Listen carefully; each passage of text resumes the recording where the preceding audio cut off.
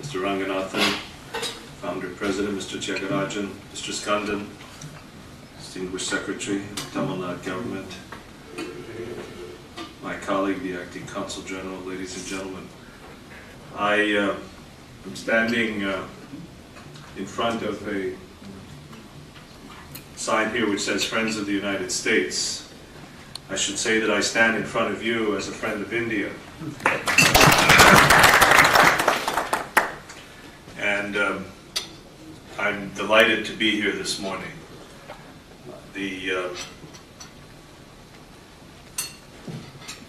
opportunity for me to meet such a distinguished gathering, to take stock of, once again, of what is happening in Chennai, just even if briefly in conversations, has again not only reminded me but reassured me that this state, this city, one of the most dynamic and fast-growing portions of this great country.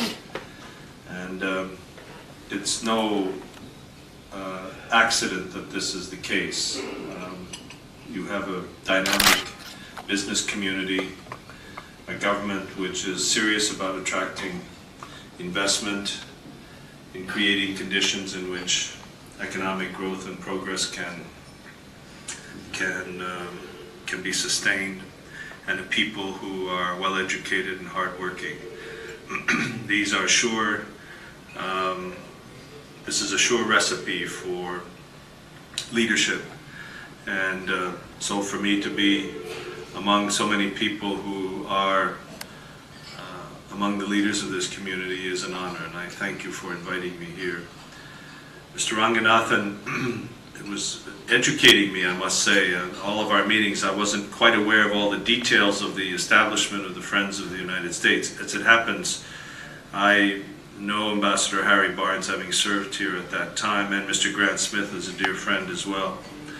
And I can very well remember the days that you have cited, and I'm not surprised that it took you so long, remembering those days, to register this association. But how far we've gone.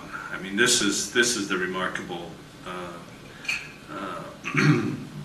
truth, and how the relationship between the United States and India has flourished and will continue to flourish.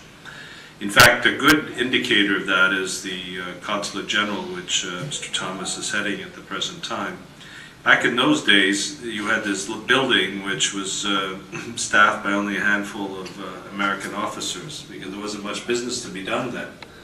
Today they're bursting at the seams, and he as a manager has to cope with the consequences of that. And so the demand for services from the consulate is exploding, and I dare say will continue to do so. But that's a reflection of just how our relations are growing. And this is not just at the political level, among senior politicians getting together, important as that is. I mean, without the leadership of the Prime Minister and President Bush, we would not be moving ahead as we are. But if it were only they, then that would be very shallow. Because as the administration would change in Washington, and the government here might change, then others would have to start afresh or might be diverted into other directions. But as your president, Mr. Thiagarajan, very appropriately noted, it's the commercial ties that give this substance and give this ballast. And there is no region in India which is doing more to give